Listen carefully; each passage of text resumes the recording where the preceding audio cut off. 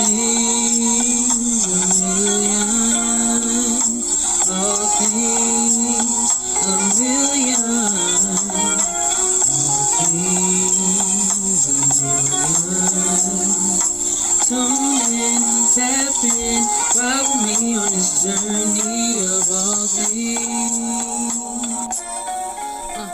it. I'm returning to the booth like I.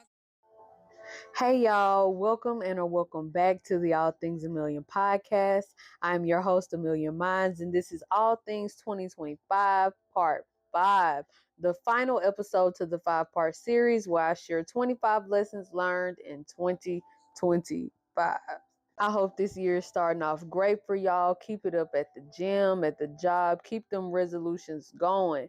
Y'all, honestly, when it comes to my resolutions, I feel like I've been doing a pretty good job. You know what I'm saying? I said for the next 3 months, the first 3 months, I wanted to get my finances together, and that is exactly what it is giving, and I'm not letting up at all. But this week, it wasn't too eventful. I worked, I painted with my niece for her birthday. Y'all, she turned 7. I'm like, oh my gosh, where is the time going? I remember when you were born.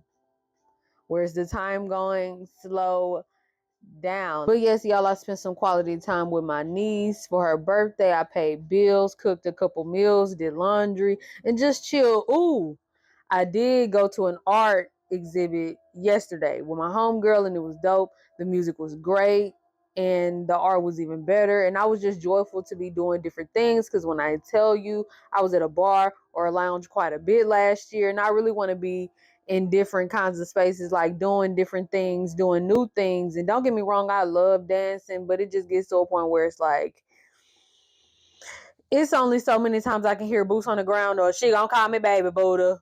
Like, it's only so many times that I can hear that in a weekend. Like, let's switch it up. And honestly, I want to explore more hobbies this year. Like, I want to hone some skills and get into new things and audit and pour into old things. And this year, mark my words, I will be trying pottery this year. Mark my freaking words. And I feel like I'd be great at it. For some reason, like, I feel like I'm good with my hands. So I'll be good at pottery. You know, it ain't, it's, after a couple of lessons or whatever, it'd be nothing to make a coffee mug or a pot or something, you know, who knows, or a bowl. And y'all, just as a little side tip, I use Sims to manifest. I don't know if y'all are Simmers out there, but when I play Sims, I don't play it every day or even every week, but when I play, oh, I play. I play for real. And you know, how I use it to manifest is I'd be like, okay, well, what does my dream life look like, feel like? Do I actually want kids? Is this entrepreneur style lifestyle really for me? Will I really need, or do I really need a 2-story house? Now, of course, there are real life factors that can, help me answer these questions, but why not make it fun and make it as visual as possible? Like, think of it as a playable vision board. And now the key thing is, you are going to actually have to do the work outside of the game, though. Like, if I'm learning a painting skill on Sims, I'll do something in real life, like do something creative, or paint in real life. Or if I work on my podcast on Sims, let me work on it in real life. If my Sim can exercise, so can I. Just different things. But anywho, y'all, now let's get into this album of the freaking week. Now, I don't know if y'all remember, it was a song back in the day that was like, baby, there's a shark in the water, water. Yeah, that one, when I say it had me in a chokehold back in the day, Shark in the Water by Vivi Brown, that is, if y'all didn't know the name or didn't know the artist or whatever. And side note, I had no idea that the song Shark in the Water was about Vivi Brown having anxiety and her experience with dealing with infidelity from a past boyfriend who also used to stalk her in her free time. And I said, and I'm just singing joyfully, baby, it's a shark in the water.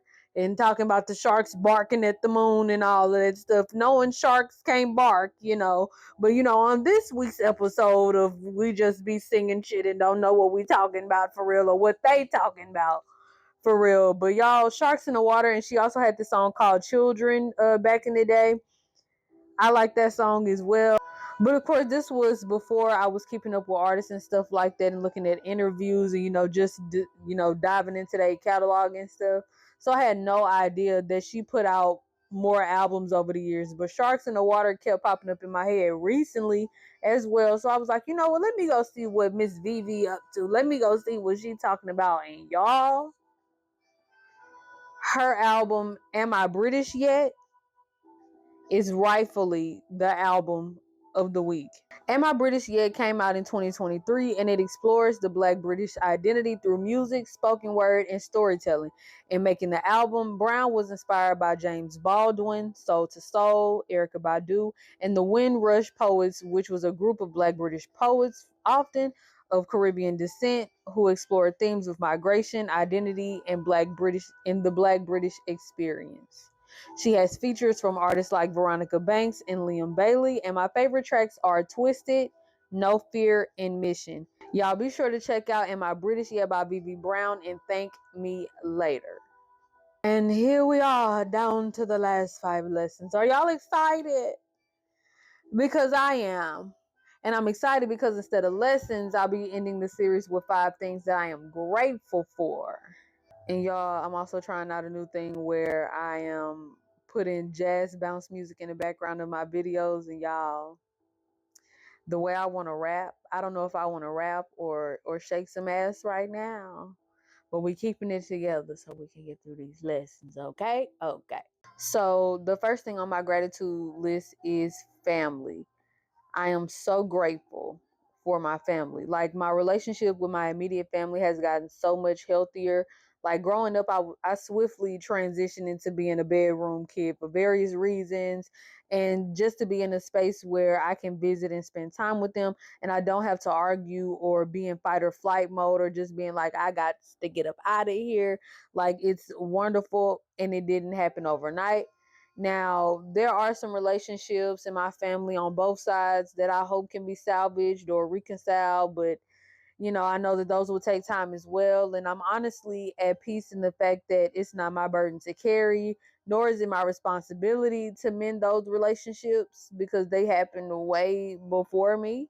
But however, I'm still hopeful. And I'm also grateful for my friends. Shout out to y'all. Shout out to my trio sisters. And may I continue to align with more like-minded people and creatives and creators. And may that bring more people in my tribe. Because, last year I lost some friends and I gained some as well. And I feel like last year I learned a lot of lessons on what a friend is, what is not, how to navigate them as an adult, and also how to be one. And, stay tuned because friendship deserves its own episode because I've had a time with them when I say. Number 3, my job. Is it what I want to do in the long run? No, but it's carrying me. It's teaching me, and on every hard day, it just pushes me towards my goals. And if I find myself about to complain, I just remind myself of my why. I remind myself that I got bills to pay, I got goals to achieve, and a breast reduction that needs to get paid for by insurance from this good job, okay? And I also remind myself that I prayed for this job. I prayed for a job with good benefits that's full time, that I don't have to wear a tie, and I'm to myself for the most part. And I'm really used to working customer service jobs, being at the front desk, hey, how you doing? Welcome to whatever. I feel like God knew that I ain't need to be in front of customers crying and snotting and praying. So I'm grateful for that. Like, it's my job isn't perfect, you know what I'm saying? Every job has its, like, its pros and cons and stuff, but I'm just grateful to be there, you know. Later on time, I'm just grateful to be there. And number 4, I'm grateful for life's experiences because nothing happened to me. It happened for me. And of course, it took me a while to, be able to be at this, frame of mind or be in this state of mind, and, whether it was a lesson or a blessing or whether it hurt me or healed me or hurt me to heal me. Like, I'm just grateful. And I'm grateful to be in a space where I can look back and be like, dang, like that is what that was for. Or, I can connect the dots between purpose and experience. And I can also look back and see how my life has been a product of answered prayers and how God has really just never left my side. And I have stories and lessons of purpose and love and pain and trust and truth. And I could just see myself now, like old and gray, in my rocking chair, telling my grandkids or, telling my little mentees or whatever, like my life experiences and, or, just having my own one woman show, just hoping that, other people are inspired or that they learn, what to do, what not to do. You know what I'm saying? So, yeah, I'm just grateful because, these experiences are also our biggest teachers. And to feel and to live is something that I've learned as of recently to not take for granted. So I'm grateful. And last but surely not least, I am grateful for my space. A space to hold me while I heal, a space that I can decorate how I like.